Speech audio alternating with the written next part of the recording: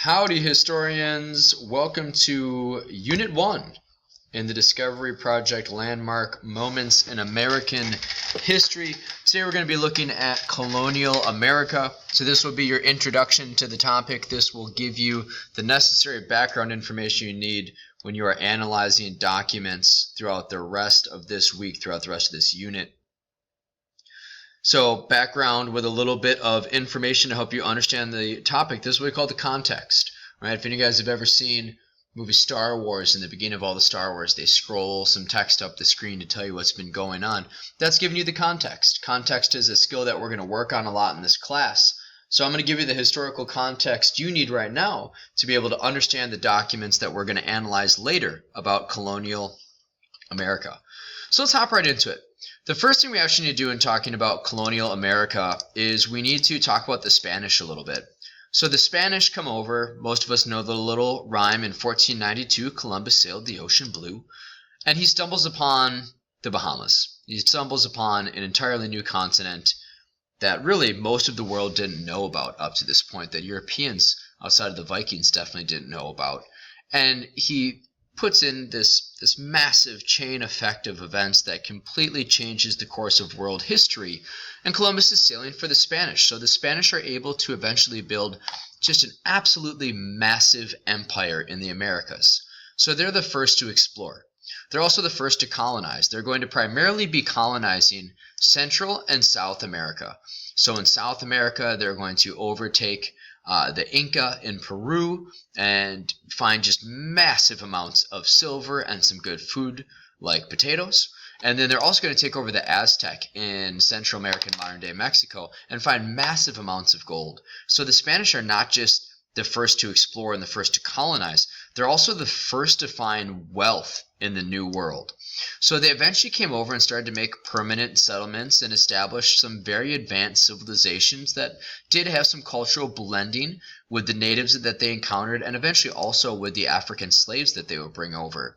So the Spanish were making a lot of money. They were making a lot of money not just on the gold and silver that they were taking from the Inca and the Aztec, but also from mining more gold and silver, very labor intensive, and also from starting very large scale sugarcane plantations. People were just wild about sugar at this time in the world, much like we still are today. So the Spanish were making enormous profits in the New World in their colonies by mining gold and silver and by farming sugarcane. Now, the problem that they ran into is that they needed a labor source. The natives that they encountered were dying from European diseases. Europeans who came over didn't want to do the hard work of mining and harvesting the sugarcane themselves. So they knew that there was a slave trade in Africa, and they eventually turned to the African slave trade to meet their labor needs in the New World. And this is another first and an unfortunate one.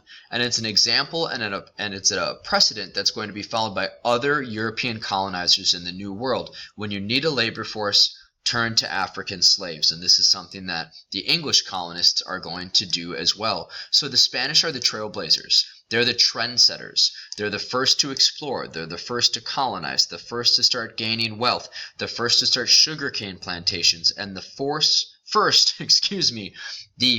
to use forced labor in the New World. And if the Spanish hadn't come over when they did, all of world history would be different. But of course, this is landmark moments in American history, so we want to focus more on the American side of things. So that brings us to Jamestown. Jamestown is going to be the first English colony in the New World, the first permanent. Some of you history buffs out there know about the lost colony of Roanoke Island. That one disappeared, right? Jamestown is going to be permanent and long-lasting. So Jamestown is first starts in 1607 when the first settlers come over, a little over 100, about 120 or so settlers come over to Jamestown, which is in Virginia today. They're there for profits. Jamestown is a proprietary colony, a for-profit colony. So they find an area to start their civilization. You can see this triangle shape here. This was the first fort that they made. And then eventually they expand out as the colony grows. Not the best location. They were really in a swamp, not very healthy. And that led to a lot of hardship. The first few years in Virginia and in Jamestown were very difficult, and a lot of it was because the settlers were really trying to figure out their identity. They were there for money. They were a proprietary colony. Jamestown was founded by the London Company of Virginia, and it was established to make money for its shareholders. It's what's called a joint stock company. So if you bought stock, you want to see the company make a profit. So as the settlers are there, they really struggled in the early days. They were just digging holes in the forest instead of worrying about food. In the first winter, about half of the settlers died. They called it the starving time because it was so miserable and because they just faced so many hardships. They eventually are going to get some help from Native Americans, and they're eventually going to figure out how to find food, and they're going to really find out too that there's no gold in this area, so they're going to stop digging and trying to look for that. But the first few years were tough. This guy down here is John Smith. He eventually led the settlers of Jamestown through those first few years. He had a motto that those who shall not work shall not eat. So that way he could get the colonists kind of whipped into shape so they could get through those early years. But then eventually this guy comes around. His name is John Rolfe.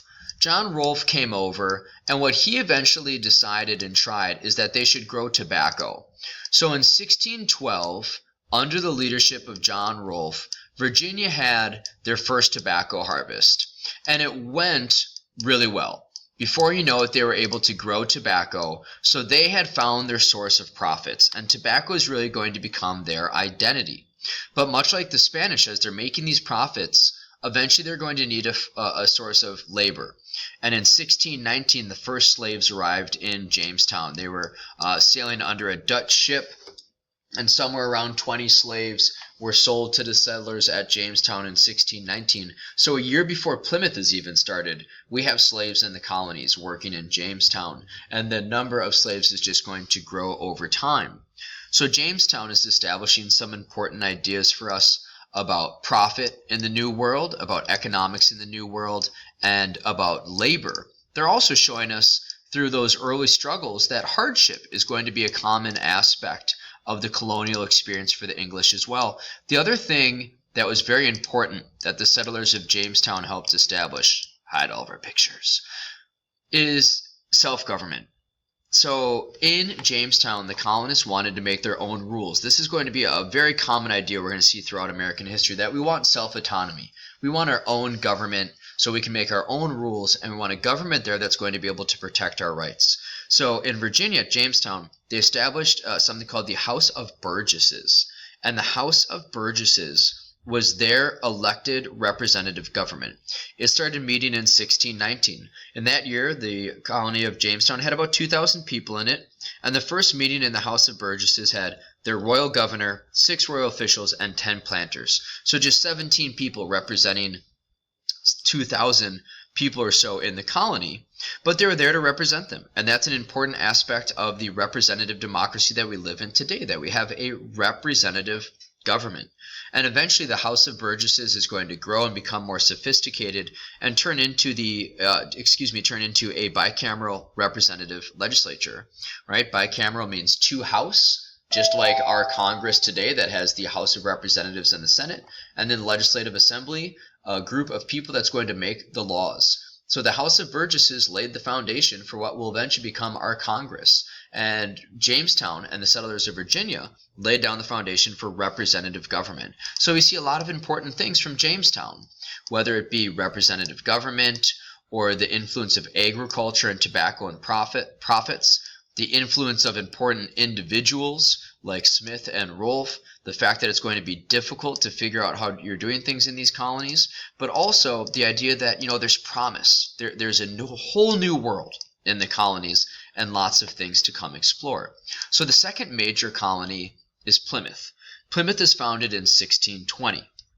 Just so we can have a little bit of perspective here, here's a map. All right, so Plymouth is right around here. Today it's Cape Cod. All right, later on Plymouth will be engulfed by the Massachusetts Bay Colony, which will start Boston. Here's Jamestown down here in modern day Virginia. So that's just a little context of where they are and their relative location. Now, the settlers of Plymouth, they're going to be coming over for religious freedom. That's going to be their main goal, is not profits, but freedom and religious freedom. But even those who are coming over for religious freedom, what they do before they even set a single foot, set a single foot on shore in the New World, they drafted and signed something called the Mayflower Compact. Here you can see an artist rendition of what it may have looked like. The Mayflower Compact was like a miniature constitution. The Mayflower Compact, this miniature constitution, laid out what the government was going to look like for Plymouth and for the people who came over on the Mayflower. And it set up a representative government with an assembly that would protect people's rights and make the rules, just like the House of Burgesses did in Virginia.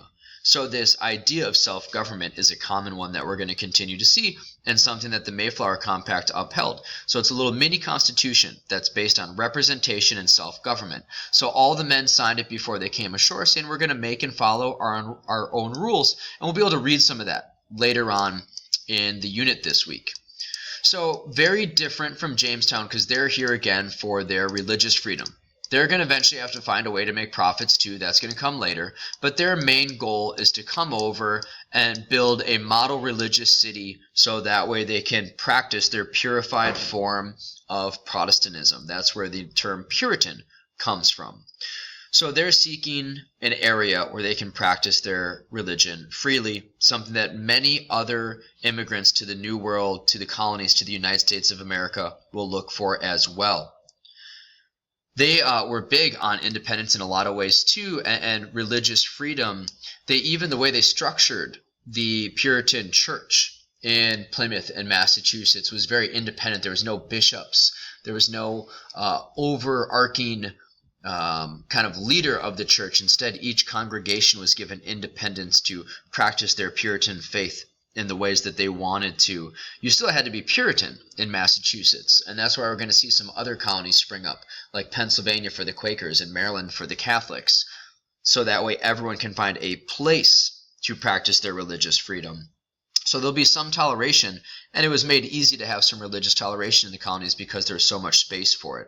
And just like Jamestown, the settlers of Plymouth, they went through some hardship as well. The natives in their area were more welcoming to them. Those natives had some experience with Europeans. They spoke the language a little bit. They were anxious to get on good terms because they had some violence between them and other European groups, other English groups. So they're going to find some good, relatively friendly local Native Americans to help them. But the settlers of Plymouth, just like the settlers of Jamestown, went through some hardship. But it's interesting, you typically hear, when you learn about early colonization in the United States, in colonial America, right, you learn about Plymouth and Jamestown, because they're a great representation of two different parts of American identity. The settlers of Jamestown are coming for profits and economic opportunity and self-government. The settlers of Plymouth are coming for religious opportunities, religious freedom, and self-government. So there's a lot of big American ideas there. So just to wrap it up a little bit, what we see in the colonial period, religion is going to be very important for the people that come over here. Freedom is going to be very important for the people that come over here in lots of different forms. Economics are going to be important as people try to figure out a way to make money so that way they can have a livelihood when they come to the New World.